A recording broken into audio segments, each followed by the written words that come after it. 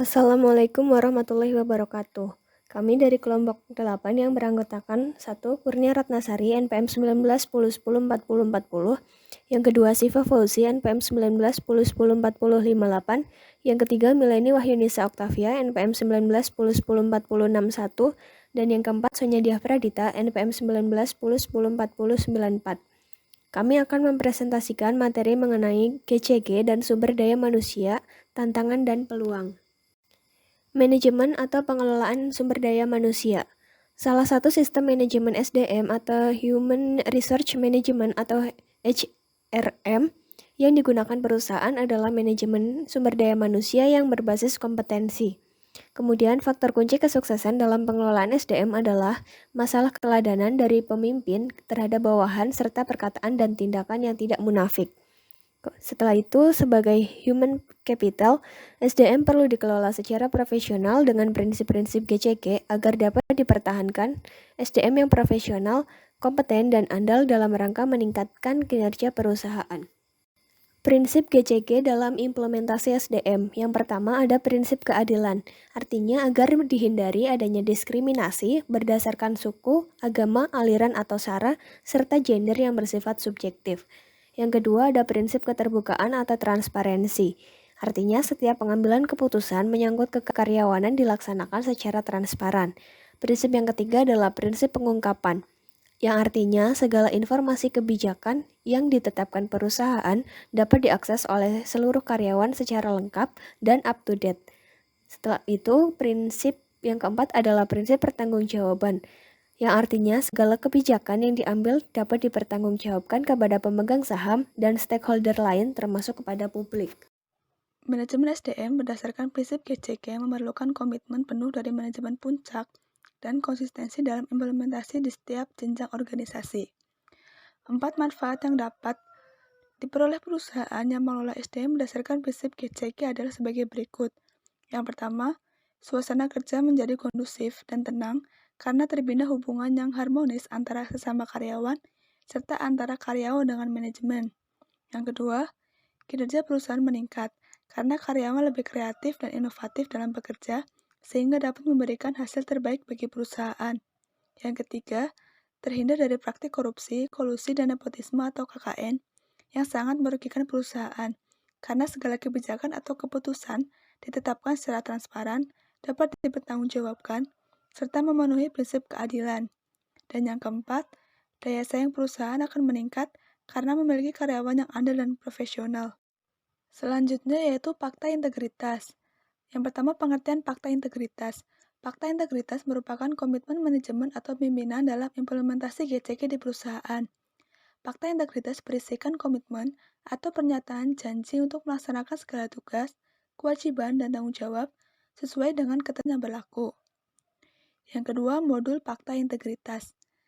Manajemen perlu menyusun modul fakta integritas untuk memudahkan implementasi dalam aktivitas operasional sehari-hari.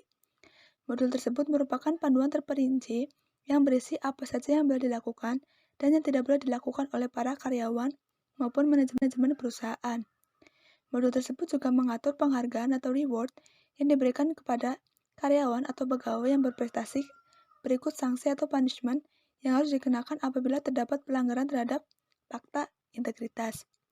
Penyusunan modul fakta integritas pada intinya berisikan 3 substansi utama, yaitu GCG, pedoman perilaku, serta sistem keuangan yang terpadu.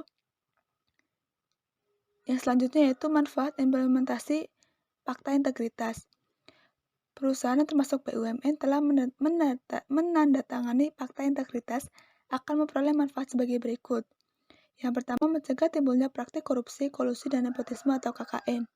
Yang kedua, meningkatkan kinerja organisasi perusahaan yang ditunjukkan dengan pencapaian Key Performance Indicator atau KPI yang memuaskan. Yang ketiga, menciptakan suasana atau lingkungan kerja yang kondusif. Yang keempat, meningkatkan nilai perusahaan atau value creation, dan jika perusahaan tersebut go public, maka harga sahamnya akan meningkat.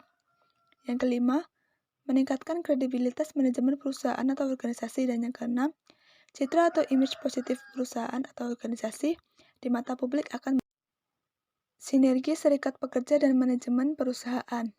Yang pertama, pengertian serikat pekerja.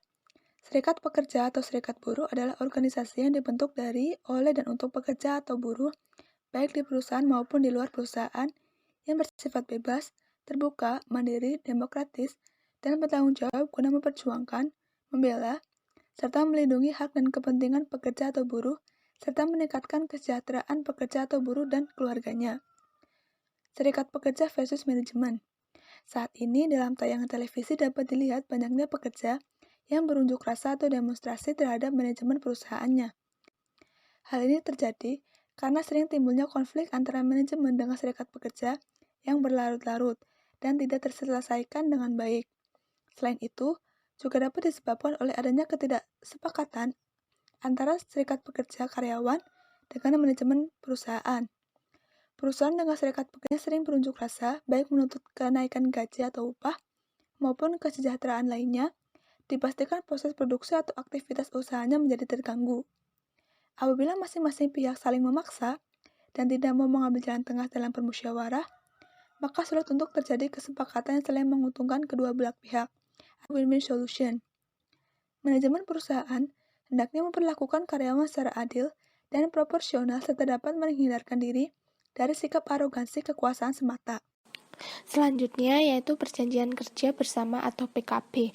Perjanjian kerja bersama atau PKB adalah perjanjian yang merupakan hasil perundingan antara serikat pekerja atau serikat buruh atau beberapa serikat pekerja atau buruh yang tercatat pada instansi yang bertanggung jawab di bidang ketenagakerjaan dengan pengusaha atau beberapa pengusaha atau perkumpulan pengusaha yang memuat syarat-syarat kerja, hak, dan kewajiban kedua belah pihak.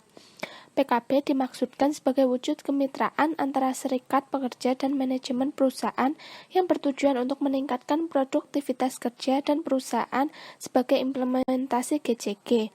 Pada pasal 124 Undang-Undang Nomor 13 Tahun 2003 antara lain disebutkan bahwa yang pertama, perjanjian kerja bersama paling sedikit memuat hak dan kewajiban pengusaha, hak dan kewajiban serikat pekerja, buruh serta pekerja atau buruh, jangka waktu dan tanggal mulai berlakunya perjanjian kerja bersama, dan tanda tangan para pihak pembuat perjanjian kerja bersama.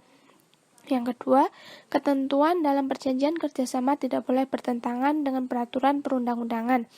Dan terakhir, dalam hal isi perjanjian kerjasama bertentangan dengan peraturan perundang-undangan yang berlaku, maka ketentuan yang bertentangan tersebut batal demi hukum yang berlaku adalah ketentuan dalam peraturan perundang-undangan. Sinergi serikat pekerja dengan manajemen. Sinergi antara serikat pekerja dengan manajemen perusahaan sangat diperlukan agar tercipta suasana yang kondusif dalam suatu perusahaan. Sinergi ditunjukkan dengan sikap saling menghargai serta kerjasama dalam segala hal. Manajemen perusahaan hendaknya memandang serikat pekerja sebagai human capital dan mitra dalam menjalankan aktivitas bisnis sehari-hari. Sebaliknya, serikat pekerja hendaknya dapat memosisikan diri sebagai partner yang baik dan selalu bahu-membahu dengan manajemen perusahaan untuk mencapai kejayaan perusahaan. Manfaat sinergi antara serikat dan manajemen. Serikat pekerja memegang peranan penting dalam implementasi GCG di perusahaan. Manajemen perusahaan dan serikat pekerja hendaknya menandatangani komitmen bersama untuk menerapkan GCG di perusahaan secara sungguh-sungguh dan konsisten. Tanpa dukungan penuh dari serikat pekerja, maka implementasi GCG di perusahaan akan mengalami kesulitan, bahkan bisa timbul kegagalan. Serikat pekerja dapat mendorong manajemen perusahaan untuk menjalankan usahanya berdasarkan prinsip-prinsip GCG dan etika bisnis. Bab selanjutnya yang akan kami bahas yaitu mengenai GCG di Indonesia, peluang dan tantangan. Corruption Perception Index. Corruption Perception Index atau CPI merupakan indeks gabungan yang mengukur persepsi korupsi secara global. Indeks gabungan ini berasal dari 13 data korupsi yang dihasilkan oleh berbagai lembaga independen yang kredibel. CPI digunakan untuk membandingkan kondisi korupsi di suatu negara terhadap negara lain. CPI mengukur tingkat persepsi korupsi di sektor publik, yaitu korupsi yang dilakukan oleh pejabat negara dan politisi. CPI direpresentasikan dalam bentuk bobot skor atau angka dengan rentang 0 sampai 100. Skor 0 berarti negara dipersepsikan dipersepsikan sangat korup, sementara skor 100 berarti dipersepsikan sangat bersih dari korupsi. Selanjutnya, peluang. Implementasi Good Corporate Governance atau GCG telah menjadi isu sentral di kalangan publik di Indonesia. Respons pihak pemerintah, BUMN, perusahaan swasta maupun perusahaan yang telah go public sangat positif atas upaya mewujudkan GCG tersebut. Berbagai program di negara kita ini seringkali hanya menjadi demam sesaat atau istilah populernya hangat-hangat tai ayam dan kurang menyentuh pada tataran implementasi dalam pengelolaan bisnis di Indonesia. Konsep mengenai GCG tidak hanya penting untuk diketahui oleh Chief Executive Officer atau CEO semata, namun perlu juga diketahui oleh karyawan, pemegang saham, pemerintah, serta masyarakat atau publik. Oleh karena itu, adanya upaya untuk menyebarluaskan konsep dan implementasi GCG perlu didukung kita bersama. Lembaga-lembaga internasional seperti Bank Dunia, Bank Pembangunan Asia, dan Organization of Economic Countries Development atau OECD bekerja sama dengan pemerintah di berbagai negara turut menyebarluaskan pengetahuan mengenai GCG. Beberapa lembaga di Indonesia yang turut serta mensosialisasikan secara aktif dan mengembangkan konsep GCG adalah Forum for Corporate Governance in Indonesia atau FCGI dan The Indonesian Institute for Corporate Governance atau IICG.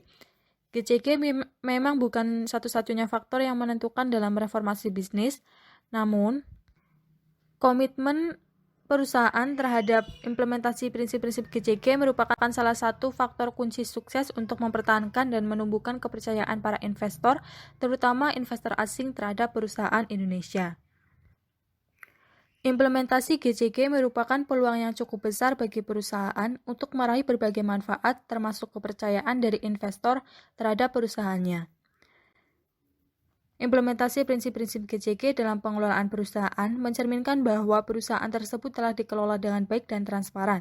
Hal tersebut merupakan modal dasar bagi timbulnya kepercayaan publik sehingga bagi perusahaan yang telah go public, saham perusahaannya akan lebih diminati oleh para investor dan berdampak positif terhadap peningkatan nilai saham. Selain itu, implementasi GCG di perusahaan dapat membuat akses sumber modal yang mudah dan murah, di samping memiliki tingkat risiko yang terkendali. Implementasi prinsip GCG ini diharapkan dapat memberikan manfaat bukan saja bagi manajemen dan karyawan perusahaan, namun juga bagi para pemangku kepentingan dan berbagai pihak terkait seperti konsumen, pemasok, pemerintah, dan lingkungan masyarakat di mana perusahaan tersebut beroperasi. Kemudian yang terakhir ada tantangan. Implementasi GCG di perusahaan memerlukan komitmen penuh dan konsistensi dari top manajemen serta dewan komisaris. Budaya perusahaan yang akomodatif terdapat implementasi GCG sangat membantu keberhasilan penerapan prinsip-prinsip GCG. Penerapan prinsip-prinsip GCG perlu dibuktikan dengan tindakan nyata dari seluruh pihak yang terkait. Tanpa komitmen yang tinggi dan konsistensi sikap, maka dikhawatirkan niat baik dari implementasi GCG hanya akan berakhir dalam tataran konsep saja, sehingga tidak dapat memberikan nilai tambah bagi perusahaan. Dalam praktiknya, upaya untuk mengimplementasikan prinsip GCG di Indonesia menghadapi berbagai kendala atau tantangan yang sulit diatasi dengan tepat dan cepat. Salah satu tantangan tersebut yaitu masih kentalnya budaya korupsi, kolusi, dan nepotisme atau KKN yang sangat bertentangan dengan prinsip GCG. Perusahaan yang tidak mengimplementasikan GCG pada akhirnya akan ditinggalkan oleh para investor, kurang dihargai oleh masyarakat, dan dapat dikenakan sanksi bila berdasarkan hasil penilaian perusahaan tersebut terbukti melanggar hukum. Perusahaan seperti ini akan kehilangan peluang untuk dapat melanjutkan kegiatan usahanya atau going concern dengan lancar. Namun sebaliknya, bila perusahaan telah mengimplementasikan GCG ini akan dapat menciptakan nilai bagi masyarakat atau publik, pemasok, distributor, pemerintah, dan ternyata lebih diminati para investor sehingga berdampak secara langsung bagi kelangsungan usaha perusahaan tersebut. Saat ini GCG memang bukan lagi merupakan hal yang perlu diperdebatkan, melainkan sudah menjadi kebutuhan bagi setiap pelaku bisnis untuk mengimplementasikannya pada aktivitas bisnis sehari-hari. Sekian presentasi dari kelompok kami. Ada kurangnya kami mohon maaf. Wassalamualaikum warahmatullahi wabarakatuh.